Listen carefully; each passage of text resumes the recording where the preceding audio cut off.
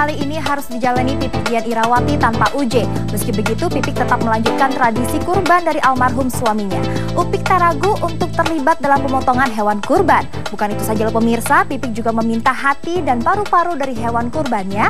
Katanya itu dulu yang dilakukan UJ karena UJ menyukai hati dan paru-paru.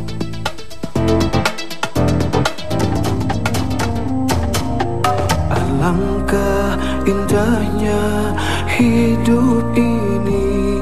Hari Raya Kurban tahun ini dirasakan berbeda bagi Pipik Dian Irawati. Kepergian suaminya Ustadz Jeffrey Al-Bukhari dalam kecelakaan tunggal beberapa waktu lalu membuat momen Idul Adha kali ini dijalaninya pertama kali tanpa kehadiran sang suami tercinta. Meski demikian, Pipik tetap menjalankan tradisi pemotongan hewan kurban seperti yang biasa dilakukan almarhum semasa hidupnya. Tak tanggung-tanggung, tanpa rasa jijik, Pipik yang menjadi panitia kurban pun tak segan-segan terjun langsung dalam pemotongan daging kurban sebelum disalurkan kepada orang-orang yang membutuhkan. Dalam diriku untuk mengikut jejak langkahmu, ya Rasulullah, ya Habibullah, tak pernah ku tatap wajah. Saya udah nyampe di lokasi pembantaian, lokasi penyembelihan yang kayak gini lah. Sebenarnya kemarin hari pertama udah disembelih, jadi ini yang hari kedua mulai nyembelih lagi. Kasih sudah kita mulai potongan karena sudah siang. Siang, ya benar. Ya. Allahumma salli ala Muhammad, ya Rabbi salli alaihi wasallim. Alangkah indahnya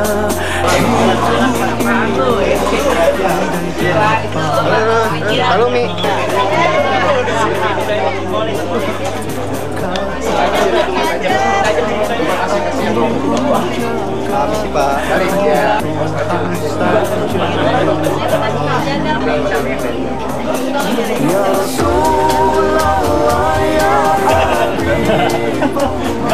Memang sebelum-sebelumnya juga almarhum kan selalu ngajak apa untuk terjun langsung ke pemotongan.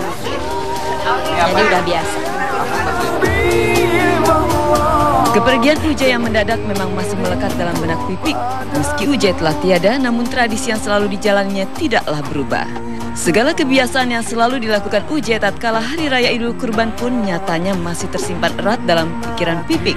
Seolah ingin meluapkan kerinduan terhadap suaminya, Pipik pun menguraikan kenangan yang ia lalui bersama almarhum ketika Lebaran Kurban tiba. Bahkan ia pun tak lupa meminta beberapa potong bagian dari hewan kurban seperti hati dan paru-paru yang merupakan kesukaan almarhum. Yang kebiasaan saya mah almarhum biasanya malamnya nyate gitu. Almarhum itu kan suka dengan torpedo, makanya dengan torpedo ingat beliau suka minta torpedo. Dia suka torpedo, suka hatinya sama parunya, makanya tadi minta sedikit aja buat ini aja, buat syarat.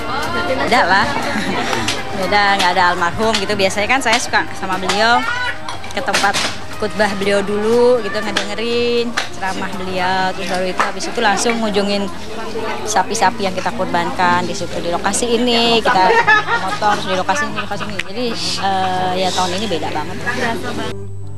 kan pasti mengalir air mata. Kehilangan orang yang dicintai memang begitu menyisakan kepedihan mendalam bagi siapapun. Meski berat, namun Pipik mencoba tegar demi keempat buah hatinya. Sebagai bukti baktinya terhadap mendiang sang suami, Pipik juga tak melupakan kebiasaan UJ yang selalu berkurban bagi beberapa nama, yang tak lain merupakan guru-guru dan juga orang tuanya.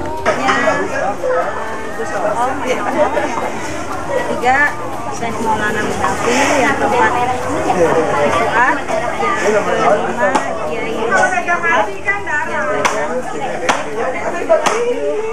Ustazah Dr. Rajah Kaki Mulyana binti Haji Sapuwi. Ya, bismillah.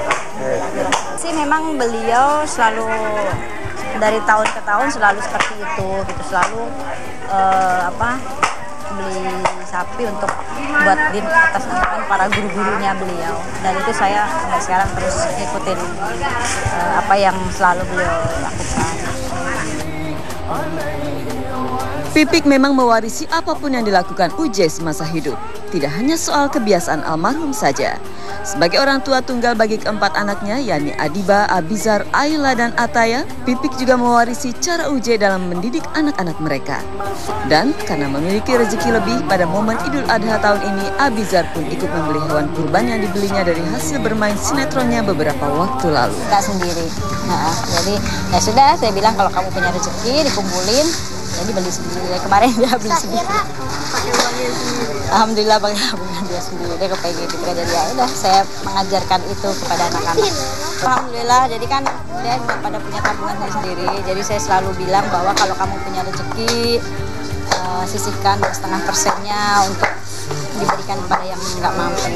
Saya ajarkan mereka seperti itu. Jadi karena harta kita yang sesungguhnya itu bukan yang kita simpan, tapi yang kita berikan untuk orang lain. Jadi di situ anak-anak sudah mulai terbiasa. Makanya kemarin Abizar minta sendiri kurban, gitu. Adiba juga minta seperti itu. Udah, bismillah. Momen Idul Adha memang benar-benar spesial bagi Pipik. Selain dapat mengajarkan keempat anaknya arti dari berkurban, Pipik pun mengaku mendapatkan kepuasan batin tersendiri saat menjalani sunnah Nabi tersebut. Tidak hanya di Jakarta saja, Pipik juga berkurban di kota kelahirannya, Semarang, Jawa Tengah. Kan saya udah lama gak pulang, jadi kurban di sana. Saya kurban buat almarhum ibu saya, terus buat keluarga saya. Sayang dalam kesempatan kembali ke kampung halaman dan berkurban di sana, Pipik hanya ditemani oleh kedua anaknya yang masih kecil, yakni Ayla dan Ataya. Maklumlah kedua anaknya yang lain seperti Adiba dan Abizar memiliki kesibukan sendiri, sehingga tak bisa menemani ibunda mereka berkurban di Semarang. Yang kecil-kecil aja di Semarang, karena si Adiba kan memang pesantren, ada kegiatan di sana yang nggak boleh pulang. Terus Abizar juga kan dia kurban di sekolah juga, jadi dia harus nyaksiin kurban kambing dia di sekolahan. Jadi ya udah saya pulang sama yang kecil-kecil. Abizar karena memang ada tugas dari sekolahan itu, kelas 6 harus sholat id semua di sekolahan, gitu kan. Jadi ya udah, Abizar ya harus di sini. Sementara itu, untuk memaknai arti kurban sendiri, Pipik pun mengajarkan kepada anak-anaknya bahwa setiap umat Islam wajib berkurban.